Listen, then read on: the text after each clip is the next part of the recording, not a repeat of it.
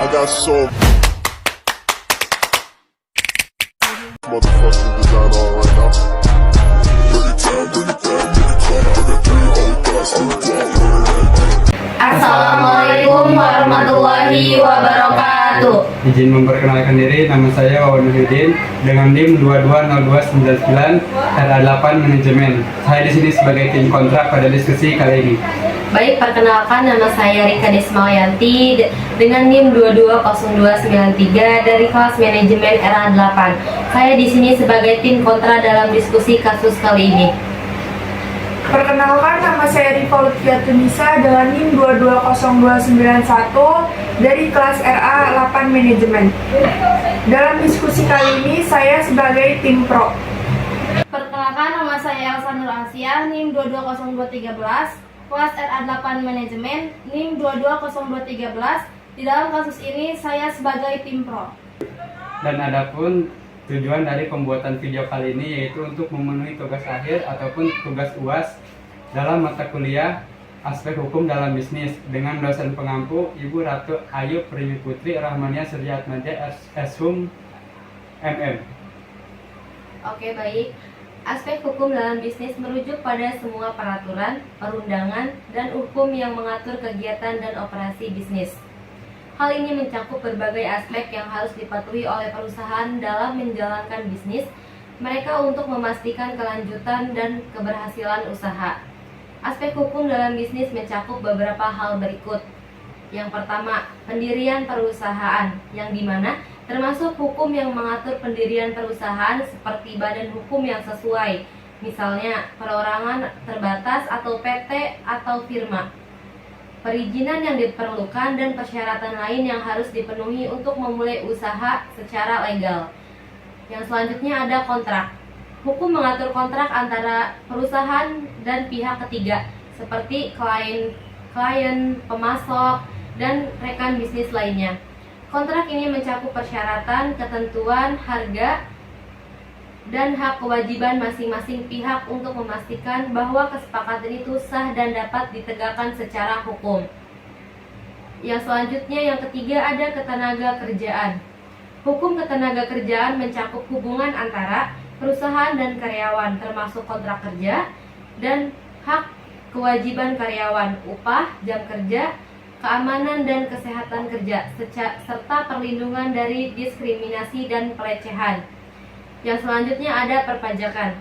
Hukum perpajakan mengatur kewajiban perusahaan untuk membayar pajak sesuai dengan peraturan yang berlaku, serta mengurus pelaporan pajak secara tepat waktu.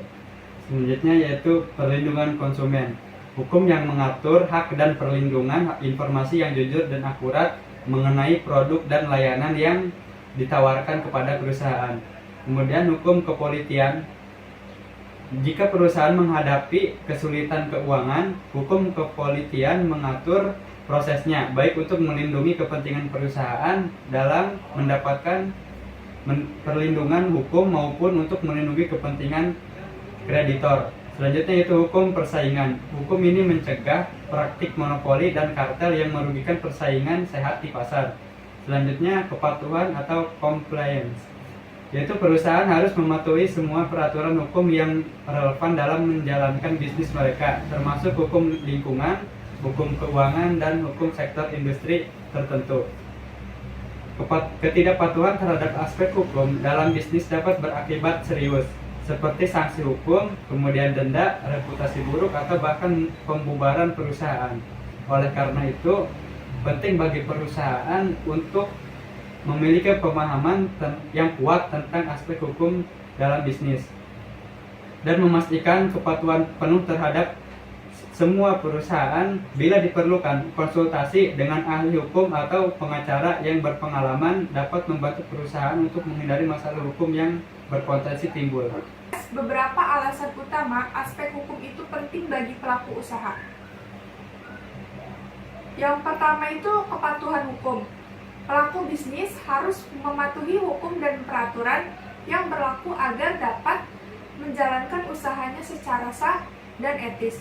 Patuhan ini mencakup perizinan, pajak, perlindungan konsumen, dan aturan-aturan lain yang harus diikuti oleh bisnis agar dapat beroperasi secara legal. Yang kedua itu penghindaran sengketa. Memahami dan mematuhi hukum dapat membantu mencegah timbulnya sengketa hukum dengan pihak lain, baik itu konsumen, rekan bisnis, pemasok, atau pihak ketiga lainnya. Sengketa hukum dapat menyebabkan biaya tinggi dan kerugian reputasi bagi bisnis. Perlindungan hak dan kewajiban. Aspek hukum juga memberikan perlindungan terhadap hak dan kewajiban bisnis serta hak dan kewajiban pihak lain yang terlibat dalam bisnis tersebut. Hal ini membantu menciptakan hubungan bisnis yang adil dan berkelanjutan. Yang keempat, manajemen resiko. Memahami hukum memungkinkan pelaku bisnis untuk mengidentifikasi potensi risiko hukum yang mungkin dihadapi dan mengambil langkah-langkah untuk menguranginya. Ini membantu melindungi bisnis dari potensi kerugian finansial atau reputasi. Baik, selanjutnya yang kelima, mengatur hubungan ketenagakerjaan. Aspek hukum dalam bisnis juga bisa mencakup hukum ketenagakerjaan yang penting untuk menjaga hubungan yang adil antara perusahaan dan karyawan. Hal ini mencakup hak karyawan, peraturan mengenai upah, jam kerja, dan kewajiban lainnya terkait ketenagakerjaan. Selanjutnya yang keenam, pengaturan transaksi bisnis. Hukum kontrak menjadi bagian penting dalam setiap transaksi bisnis. Memiliki kontrak yang jelas dan sah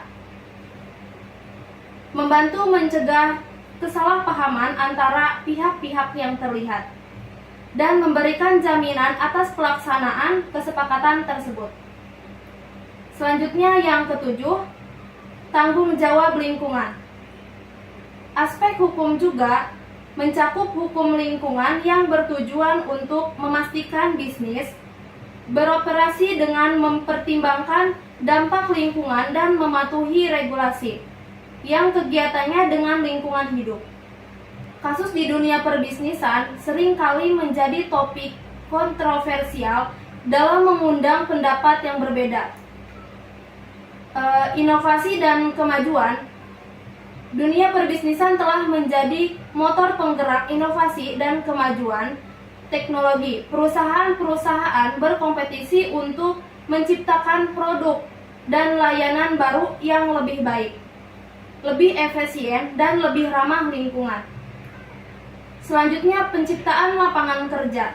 Perusahaan yang sukses mampu menciptakan lapangan kerja bagi masyarakat. Hal ini membantu mengurangi angka pengangguran dan memperkuat ekonomi lokal. Selanjutnya, pertumbuhan ekonomi. Perusahaan yang berkembang dapat menyumbang pada pertumbuhan ekonomi negara merupakan membayar pajak, berkontribusi pada PDB atau produk domestik bruto, dan memicu ekosistem bisnis yang lebih luas. Selanjutnya, meningkatkan kualitas hidup. Bisnis dapat meningkatkan kualitas hidup dengan menyediakan produk dan layanan yang memenuhi kebutuhan dan keinginan konsumen. Yang terakhir ada Corporate Social Responsibility atau CSR. Banyak perusahaan kini memahami tanggung jawab sosial mereka dan berusaha untuk berkontribusi positif pada masyarakat melalui program CSR, seperti kegiatan filantropi, program lingkungan, dan dukungan pendidikan. Baik, dan saya akan membahas yaitu kontrak, di mana ada di sini ketidakadilan ekonomi. Kritik terhadap perusahaan besar seringkali terkait dengan ketidakadilan ekonomi. Beberapa perusahaan besar dapat menguasai pasar dan menciptakan monopoli, menghambat persaingan dan merugikan konsumen. Selanjutnya ada korupsi dan kecurangan. Di beberapa kasus, perusahaan atau individu dalam dunia perbisnisan terlibat dalam tindakan korupsi, kecurangan, atau manipulasi pasar. Hal ini merusak kepercayaan masyarakat terhadap sistem perbisnisan. Yang selanjutnya ada dampak lingkungan. Beberapa industri atau perusahaan dapat menyebabkan dampak negatif pada lingkungan, seperti populasi. Ulang dari dampak lingkungan ya. Dan selanjutnya yaitu ada dampak lingkungan. Beberapa industri atau perusahaan dapat menyebabkan dampak negatif pada lingkungan, seperti polusi, deforestasi, atau pemusnahan sumber daya alam. Kemudian ada kerusakan sosial. Beberapa perusahaan dianggap merugikan masyarakat dengan mengabaikan hak buruh, memanfaatkan tenaga kerja murah, atau memproduksi produk yang membahayakan kesehatan. Spekulasi dan krisis keuangan. Praktik spekulatif dalam dunia perbisnisan dapat menyebabkan gejolak ekonomi, seperti krisis keuangan yang berdampak buruk pada masyarakat secara keseluruhan. Penting untuk mengakui bahwa dunia perbisnisan adalah entitas kompleks yang melibatkan berbagai pihak dengan tujuan dan pandangan yang berbeda. Penting untuk terus mengevaluasi dampak positif dan negatif dari aktivitas bisnis yang mendorong tanggung jawab sosial dan lingkungan agar bisnis berkontribusi secara positif pada masyarakat dan lingkungan. Selanjutnya kami akan membahas tentang kasus perusahaan XYZ. Pada tahun 2023, sebuah contoh kasus yang sedang ramai dan memiliki dampak pada aspek hukum dalam bisnis adalah skandal keamanan data pelanggan perusahaan XYZ. Perusahaan XYZ, sebuah perusahaan teknologi besar yang beroperasi di berbagai negara, mengalami pelanggaran keamanan data yang sangat serius. Seorang peretas berhasil masuk ke sistem mereka dan mencuri data pribadi jutaan pelanggan, termasuk informasi sensitif seperti nomor kartu kredit, alamat, dan data pribadi lainnya. Kasus ini menjadi berita utama dan telah menimbulkan kekhawatiran serius bagi pelanggan dan pemangku kepentingan perusahaan. Selanjutnya, saya akan menganalisis dari sudut pandang aspek hukum dalam bisnis. Yang pertama itu kewajiban penanganan data pribadi. Perusahaan XYZ memiliki kewajiban hukum untuk melindungi data pribadi pelanggannya sesuai dengan Undang-Undang Privasi dan Perlindungan Data di berbagai yurisdiksi tempat mereka beroperasi. Kasus ini menyoroti pentingnya mematuhi undang-undang dan regulasi terkait perlindungan data pribadi pelanggan. Selanjutnya, potensi gugatan hukum. Pelanggan yang menjadi korban pelanggaran keamanan data bisa saja mengajukan gugatan hukum terhadap perusahaan XYZ karena kegagalan mereka dalam menjaga keamanan data pribadi. Perusahaan ini dapat menghadapi tuntutan hukum dengan ganti rugi yang besar jika terbukti bahwa mereka lalai dalam menjalankan kewajiban hukum mereka. Selanjutnya, tanggung jawab perusahaan. Perusahaan XYZ perlu bertanggung jawab secara hukum atas pelanggaran keamanan data yang terjadi di dalam sistem mereka. Mereka harus menyediakan informasi yang jelas tentang apa yang telah terjadi, tindakan apa yang telah diambil, dan rencana untuk mencegah kasus serupa di masa depan. Baik, di sini ada cara penyelesaiannya, di mana yang pertama investigasi mendalam, di mana di dalamnya terdapat perusahaan XYZ harus segera melakukan investigasi menyeluruh untuk melakukan atau menentukan sejauh mana data pelanggan telah terkena dampak dan bagaimana peretas berhasil masuk ke dalam sistem. Hal ini akan membantu memahami akar masalah dan menemukan cara untuk memperkuat sistem keamanan mereka. Baik, yang selanjutnya yaitu ada notifikasi pelanggan, di mana di dalamnya terdapat perusahaan harus memberitahu pelanggan yang terkena dampak secepat mungkin. Transparansi dalam memberikan informasi adalah kunci untuk membangun kepercayaan kembali dengan pelanggan. Perusahaan juga perlu menyediakan paduan tentang langkah-langkah yang harus diambil oleh pelanggan untuk melindungi diri mereka dari potensi penyalahgunaan data. Dan selanjutnya itu perbaikan sistem keamanan. Setelah mengidentifikasi celah keamanan, perusahaan harus segera mengambil tindakan untuk memperkuat sistem mereka.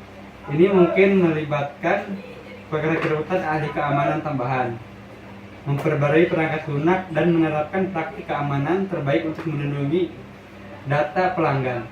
Dan yang terakhir yaitu kepatuhan hukum. Perusahaan harus berkoordinasi dengan ahli hukum yang tadi. Jadi, bisa disimpulkan bahwa bagi pelaku bisnis, memahami dan mematuhi aspek hukum sangatlah penting untuk menjalankan bisnis dengan baik dan berkelanjutan, menghindari masalah hukum yang merugikan, dan menciptakan hubungan bisnis yang profesional dan aman. Demikian diskusi pada kesempatan kali ini. Kurang lebihnya kami mohon maaf. Billahi taufiq wal hidayah. Wassalamualaikum warahmatullahi wabarakatuh.